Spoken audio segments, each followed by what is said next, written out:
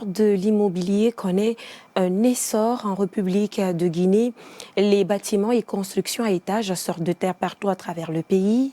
Mais quelles sont les mesures prises pour réglementer le secteur de construction en Guinée et quelles sont les véritables conséquences de la réalisation des infrastructures qui ne respectent pas les normes requises dans l'exécution? Le constat avec Mohamed Kourma.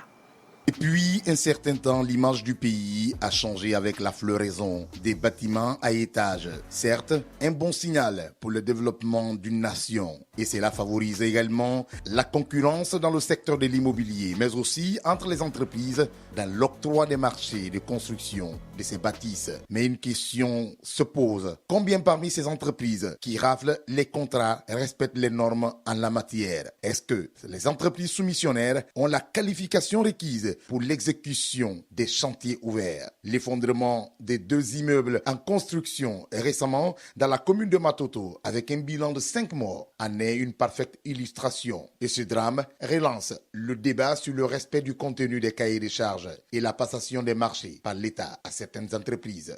Mais quand on apprend qu'un immeuble s'est effondré et que les poteaux n'ont pas supporté la charge, c'est qu'il y a quelque chose qui a manqué. On ne peut pas construire un immeuble si on n'a pas toutes les études réalisées.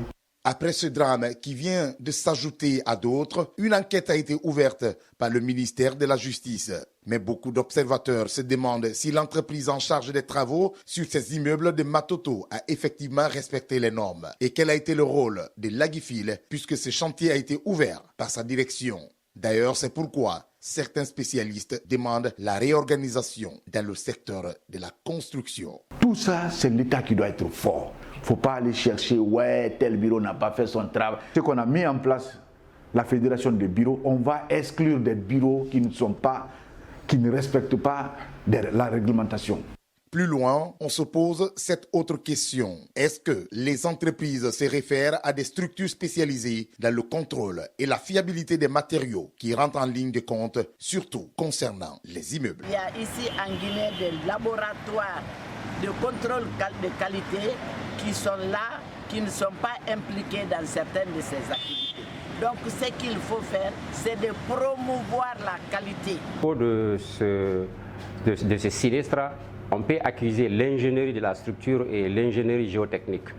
Donc si ces deux ne sont pas conciliés et suivis correctement, on peut s'attendre à de tels cas. Le gouvernement doit prendre ses responsabilités pour le suivi et contrôle des travaux d'envergure.